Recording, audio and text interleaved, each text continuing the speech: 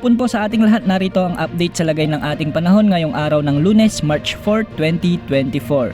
Sa ngayon, magiging malinsangan pa rin ang panahong aasahan sa malaking bahagi ng ating bansa dahil sa pinagsamang epekto ng easterlies at ng El Nino.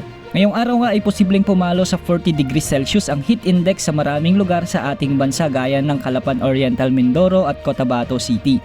Ganito rin ang mararanasang panahon sa may Dagupan City, San Jose Occidental Mindoro, Puerto Princesa City, Iloilo, Bohol, Misamis Oriental at Davao City.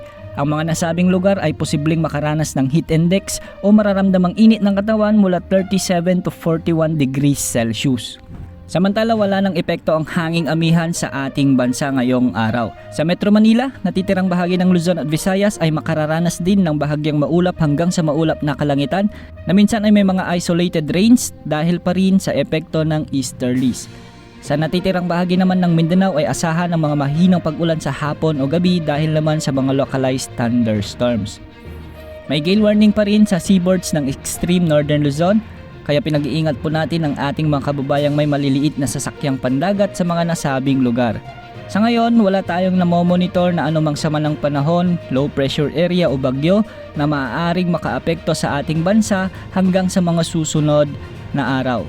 Mag-ingat po sa banta ng heat stroke at dehydration lalo na sa mga manggagawa na nagtatrabaho sa tirik ng araw. Yan po ang update sa lagay ng ating panahon. Maging handa sa bawat oras dahil minuminuto ay nagbabago ang panahon. Ito po ang weather update ng bayan, maasahan anumang panahon.